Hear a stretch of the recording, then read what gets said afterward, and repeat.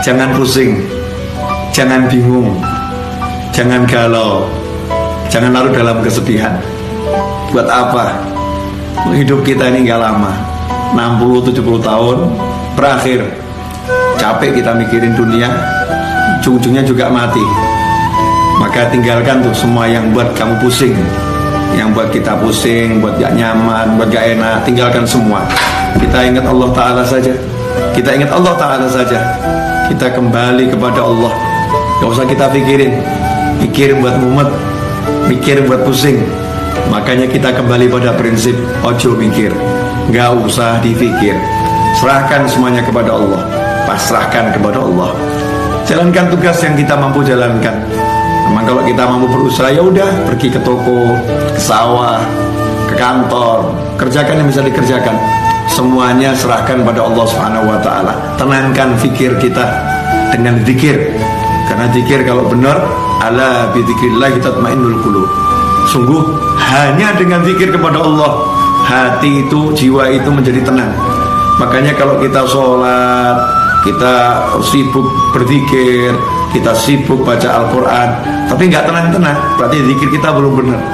Karena Allah udah bilang, ala bi dzikrillah, hanya satu cara untuk menggapai ketenangan, zikir, ingat sama Allah Ta'ala. Yang sering terjadi dalam sholat kita nggak ingat Allah. Dalam sholat justru kita ingat masalah kita. Dalam tahlil, dalam tasbih, dalam istighfar, dalam sholawat, dalam berzikir kepada Allah Ta'ala, justru yang kita ingat masalah kita, bukan Allahnya. Tinggalkan tuh semua masalah, fokus pada Allah, pada Allahnya, zikirnya. Yang kita zikiri Allahnya, kita ingat Allahnya. Kita katakan kepada Allah, ya Rabb, tolong saya, ya Allah, bantu saya. Berjalan terus, gak usah pikirkan masalah. Masalah biar diselesaikan sama yang mengizinkan masalah itu sampai kepada kita. Kita pasrahkan kepada Allah, ya Allah, tolong selesaikan masalah saya. Lakukan yang diperintahkan Allah. Kalau kita bertakwa, Allah udah jamin, wa may yattaqillaha yaj'al lahu makhrajan wa yarzuqhu min haitsu la yahtasib. Siapa yang bertakwa kepada Allah, apa itu takwa? Laksanakan perintahnya, jauhi larangannya. Nah, kita introspeksi diri, sejauh mana kita meninggalkan larangan Allah, dan bagaimana hati kita, tubuh kita terhadap apa yang diperintahkan Allah Subhanahu wa Ta'ala. Perbaiki itu.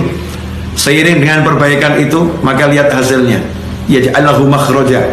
Allah berikan untuknya, Allah jadikan untuknya, Allah munculkan untuknya makhraja, jalan keluar.